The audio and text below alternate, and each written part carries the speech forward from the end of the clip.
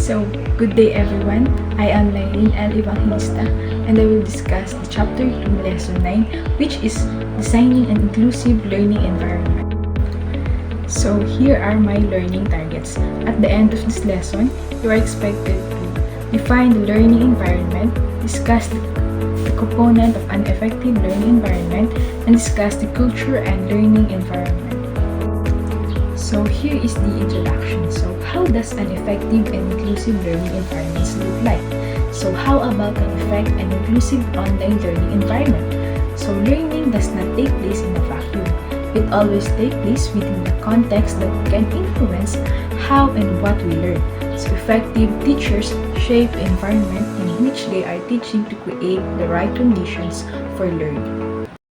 And so, what is learning environment? So, ano nga ba yung learning environment? So, learning environment are places where people learn. So, it includes the classrooms, schools, or workplace. So, next is defining the learning environment. So, the Glossary of Educational Reform in 2014 defined the learning environment as the diverse physical locations, contexts, and cultures in which students learn. So the term also encompasses the culture of a schools or classes, its presiding ethos and characteristics. So example nga po ng different learning environments includes the School of Education College Campus, an online course, military training friends, and then family and work nature, and also the personal technology-based learning environments. So there are two important points that must be made here. So first is that learner is the one who has to do the learning. So and then second is the students learn in many different ways in very different contexts. Since learners must do the learning, so the aim is to create a total environment for our learning that optimizes the ability of student to learn. So there is of course no single optimum learning environment. So next po is the components of an effective learning environment.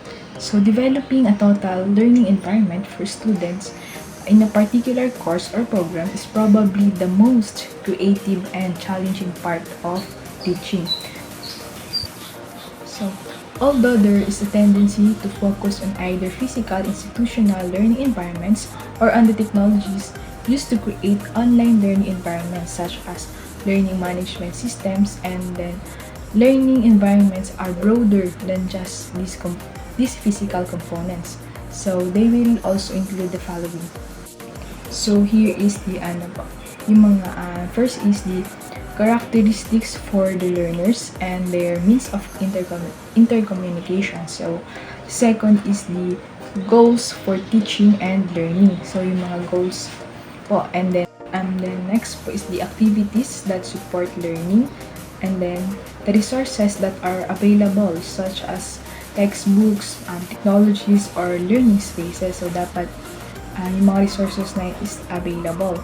So, mga assessment strategies that will best measure and drive learning, yung mga assessment po strategies like mga activities, and then the culture that infuses the learning environment.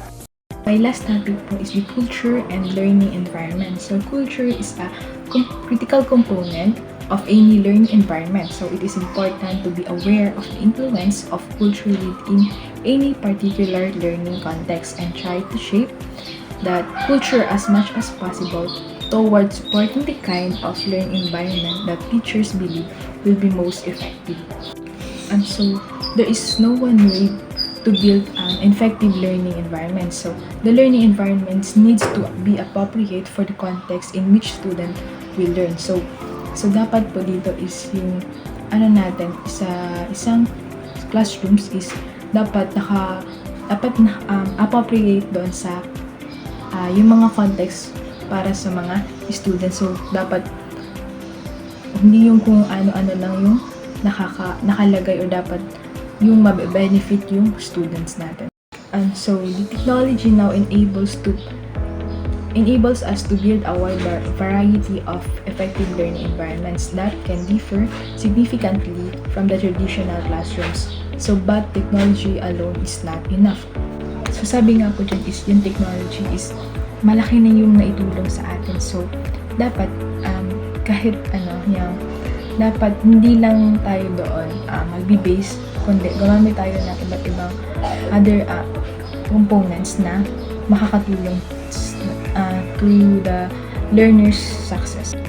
So, ayun nga po, an effective learning environments needs nga po natin na include ng other components for learner success. Hindi lang po tayo mag-base sa ating technology. So, dapat meron tayong mas mabe-benefit yung like mga assessment strategies, yun po, para sa ating students.